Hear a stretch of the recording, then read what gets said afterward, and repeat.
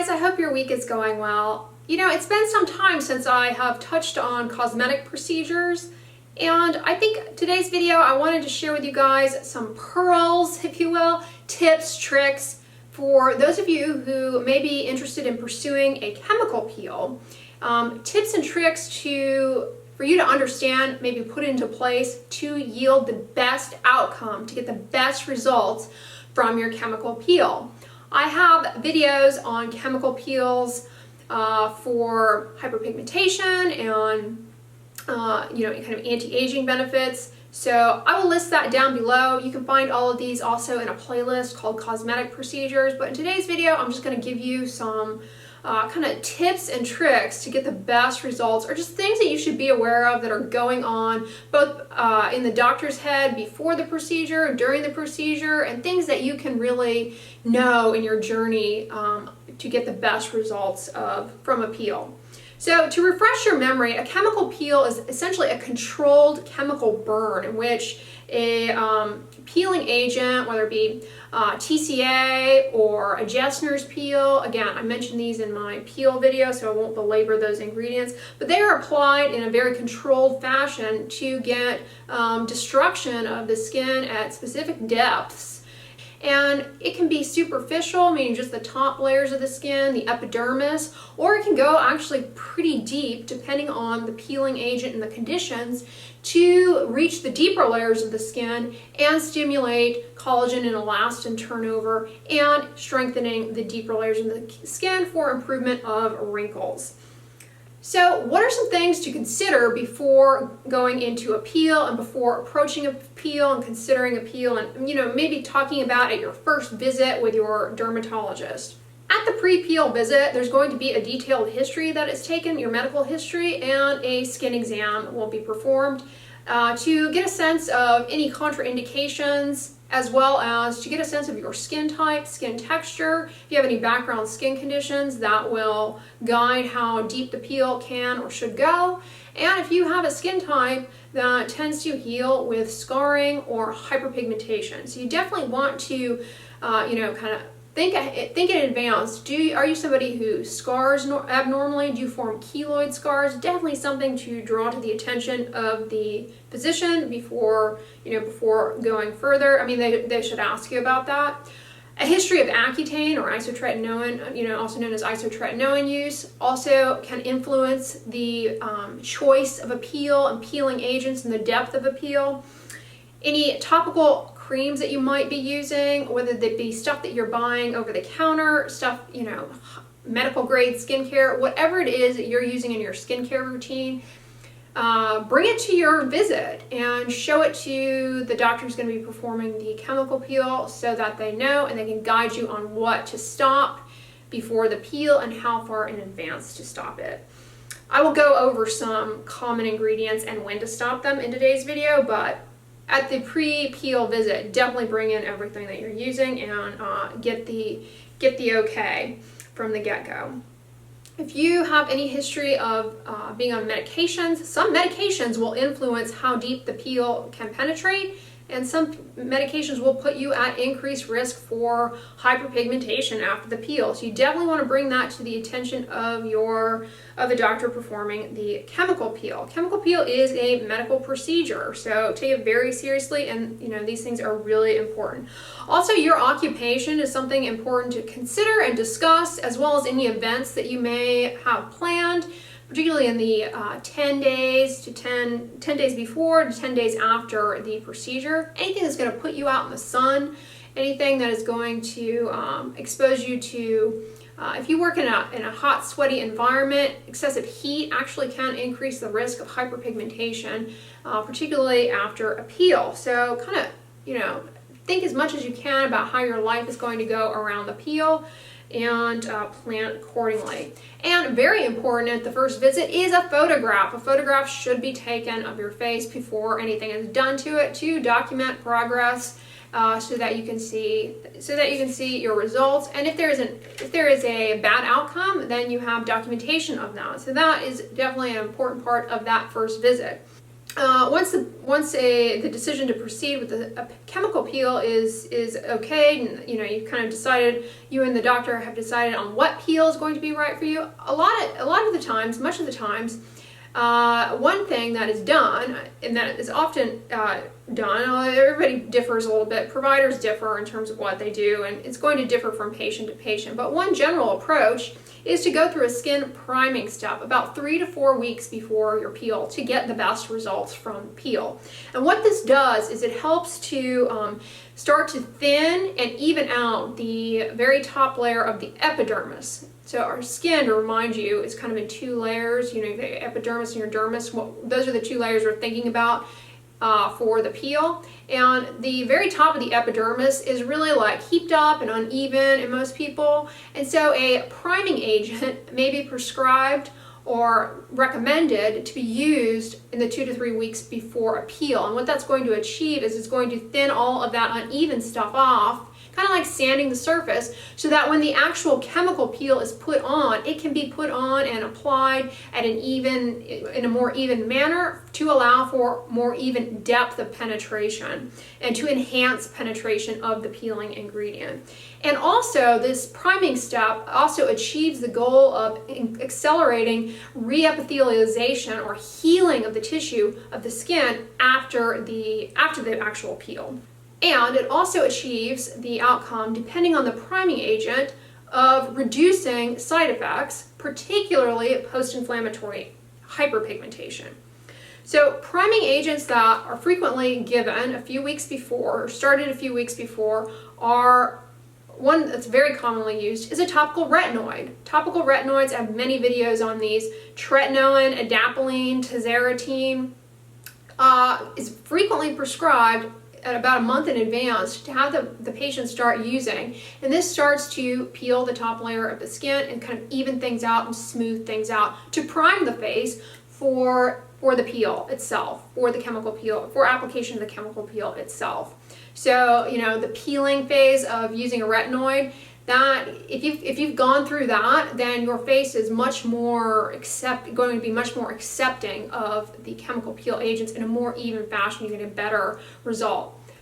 Personally, I myself use a topical retinoid. I use tretinoin every night, so I'm sort of already primed at this point. But that's going to vary from person to person as far as what they're already using, which again, to take you back to that pre-peel consult visit, you definitely want to bring to the attention anything that you're using, because your face may already be primed, depending on what you're using.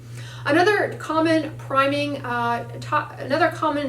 ingredient that is prescribed or recommended or a cosmeceutical that you're told to buy is a glycolic acid cream. Glycolic acid can help you thin up some of that heaped up stuff on the top of the skin and smooth it all out. So, I'm going to be a fan of Glytone products. They work really well.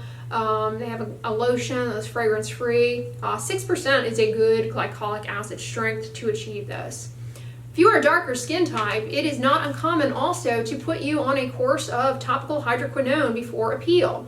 Doing this will reduce the chances of you developing post-inflammatory hyperpigmentation after the peel and give you much better outcomes for your chemical peel. So that's not uncommon. It's frequently done, particularly for people of a darker skin type. About a month before the peel, they will be prescribed or told to go buy over the counter a hydroquinone cream to begin to reduce any hyperpigmentation you currently have, and it also thins the top layer of the skin a little bit, similar to retinoids, similar to glycolic acid, and it also will cut down on the chances of that post-inflammatory hyperpigmentation. Hydroquinone is not going to be ideal for everyone, though. It is very irritating, and so other topical medicaments that achieve this nicely. Topical kojic acid is another one that can be pursued, or azelaic acid. Again, I have videos on kojic acid and azelaic acid, so check those out. But those are some other priming agents.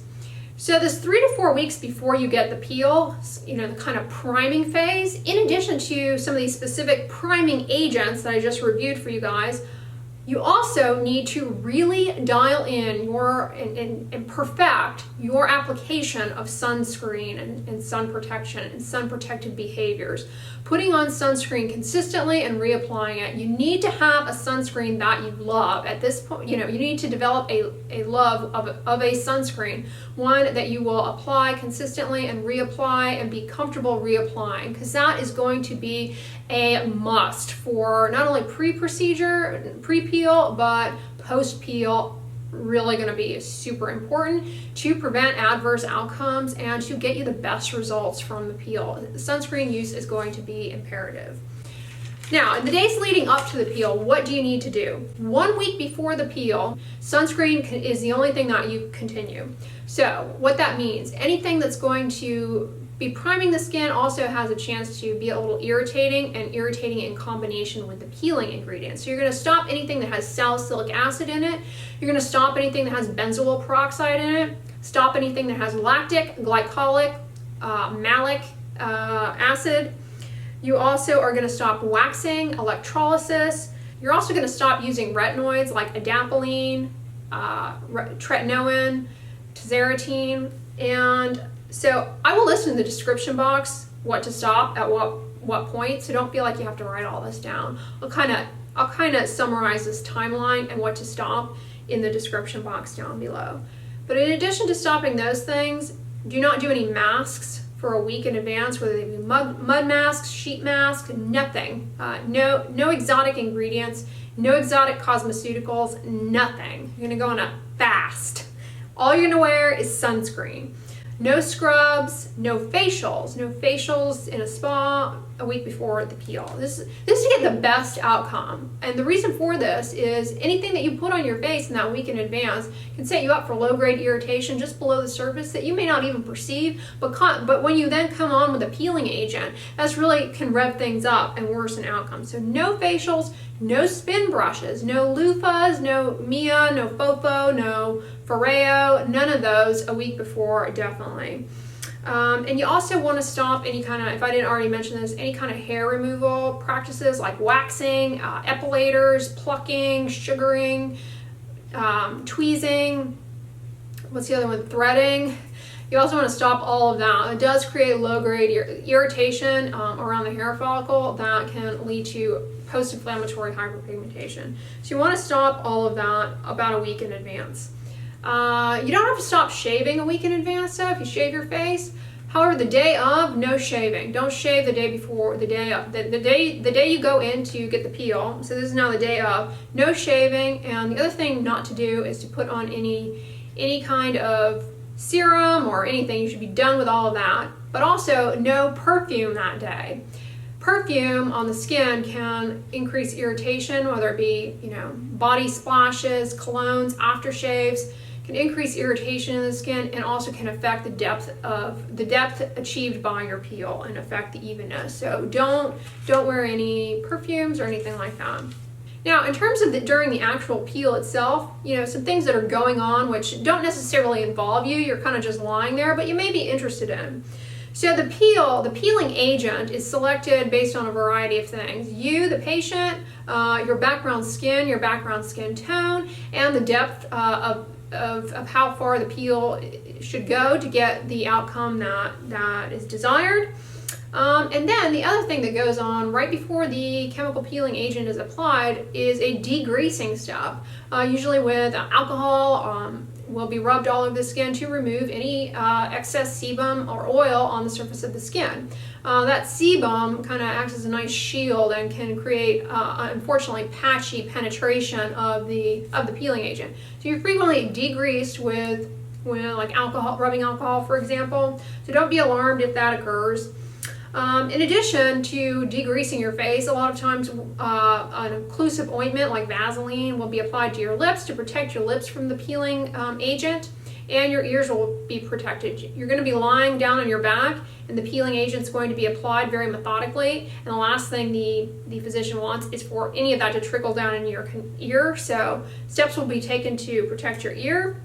During the peel itself, some stuff that matters as far as how deep it's going, that peeling agent is going to penetrate, is the agent used, whether it be TCA or Jester, so the specific type of peeling ingredient, how concentrated it is, how much volume of the peel is used, and how it is applied. If it's applied with a cotton swab, you get a more even application.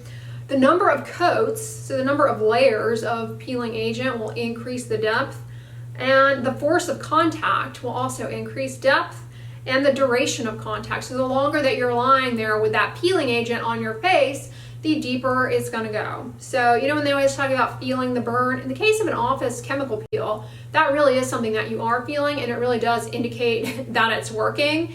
And so it's left on to a desired amount and then washed off, depending on your background skin and what it is you're hoping to achieve. And the degree of pre-peel degreasing really makes a huge difference in how even the depth of peel is. And if you had any pre-treatment with reinoids or hydroquinone, definitely makes a difference. And then the specific area of your face, in the case of your face, or sometimes people get peels on their back for hyperpigmentation, other areas of the body. On the back, the skin's much thicker. You can tolerate the peel a lot better. Thinner areas of the skin on the face, not going to tolerate the peel as much, so it kind of has to be guided on the anatomic area, the type of skin. And if there is any alteration in the skin surface, that needs to be taken into account. If there was prior surgery in the area, there's some scar tissue. If you have a history of acne scarring, that also might make a difference. So, you know, that's a little bit about what actually goes on in terms of the peel itself, and, you know, will largely not involve you directly, but you may be interested in. But what really involves you directly and is imperative is the post-peel care. What you do after the peel is just as important as the peel and as the pre-peel. So what you do after the peel is you don't want to use any soap after the peel. You want to choose a soap-free cleanser to gently wash your face, you know, maybe once a day. I wouldn't go washing the face several times a day. And the reason for this is your skin barrier is very fragile at this period, and soaps, regardless of how gentle they are, they disrupt that lipid barrier to some degree. So select a non-soap cleanser. The one I always recommend is Aquanil. I'll list it down below, and I'll list an alternative that is available in Europe for you guys. There are several good ones out there. So you want to use a soap-free cleanser after the peel because your skin barrier is super impaired and can't quite handle cleansers. No scrubs. No walnut scrubs, no scrubs whatsoever. Anything that is labeled as peeling or exfoliating, no. Stay away from it. Worst thing you could possibly do. Will jeopardize your peel success. Broad spectrum sunscreen is essential during this period of time, and sun protective clothing. Hats, the face shield. I know it's not for everybody, but if you're going to invest in a chemical peel and you want the best outcomes, I strongly encourage you to get a UV protective face shield. I will list mine down below for you guys, but if you want the best results, that is something that is really going to be helpful while you're driving in the car. That way you don't get hyperpigmentation. You're very, very much at risk. I'm serious. The face shield during this time, I would go for it 100%. But sunscreen use is imperative as well. You want to actually apply it more frequently than you normally do. Every 3 hours for the first week. The skin is so fragile. You want to be really diligent and protect it. And you can use moisturizers as well, a basic fragrance-free moisturizer. So, you know, if you have a simple minimalistic skincare routine like I advocate, you really don't need to change anything, except you just need to put sunscreen on even more frequently. But if you have some complicated, you know, 10, 20 step skincare routine, you're really going to have to walk away from all of that during this period in order to get the best outcome possible. There's going to be a temptation though to pick and peel at the skin. I've got to tell you, sit on your hands. During this period of time, you're going to have some peeling, desquamation. That's part of how the peel works. Do not pick at that. If you pick at that, it doesn't help it. It just leads to irritation and increases the risk of hyperpigmentation and potentially scarring, as well as low-grade irritation on the skin that can trigger acne-like rashes, aka purging after a peel. So you don't want to do that. No picking or anything like that. If you have a lot of peeling, which you may very well have a lot of peeling depending on what your background skin was, then just use a basic fragrance-free moisturizer to moisturize the skin. You don't want to attempt to remove that mechanically whatsoever. Just let the skin shed itself as it should. It has been chemically exfoliated. You don't need to do anything, and anything else you do is going to potentially jeopardize the outcome. And for at least a week, you've got to be really careful about no waxing, again, no scrubbing, no facial scrubs again for a week after the procedure. No steaming. We never advocate for facial steaming. It can cause a lot of problems, period, in anyone. It's not a good thing. No, it's not useful for opening up pores. It really can it's actually been shown to worsen acne, so we don't recommend facial steaming. But in the setting of a peel in particular, you definitely don't want to go steaming the face, because what this does is brings heat into the skin. Heat drives inflammation, and that drives post-inflammatory hyperpigmentation. A lot of melasma is incredibly heat sensitive as well, so you're really just adding insult to injury. No facial steaming. And if you're in an occupation, this is coming back to the pre-procedure considerations of your occupation. If you're in an occupation where, say, you work in a kitchen and you're around a lot of steam, you may want to rethink a peel, or see if you can't coordinate it during some of your vacation time, because that steam is potentially going to worsen your outcome of the facial. So that's something to avoid.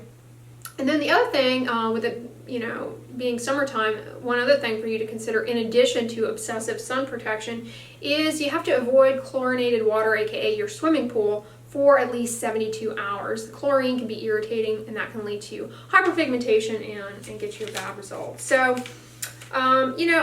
overall, peels very, very gentle.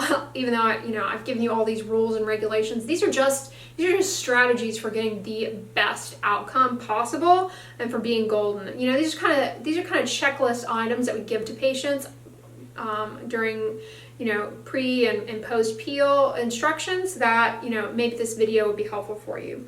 The redness and peeling that you will experience, honestly, it tends to last a day, upwards to a week or so. So it's not forever. And you might get a little crusting as well, depending on the depth of the peel. Really deep peels, you may get some crusting, some oozing. So check the description box below. I will list some of my favorite sunscreens and the best moisturizers and a gentle non-soap cleanser. But I hope this video is helpful to you guys. If you liked it, give it a thumbs up, share it with your friends, and as always, don't forget, sunscreen and subscribe. I'll talk to you guys tomorrow. Bye.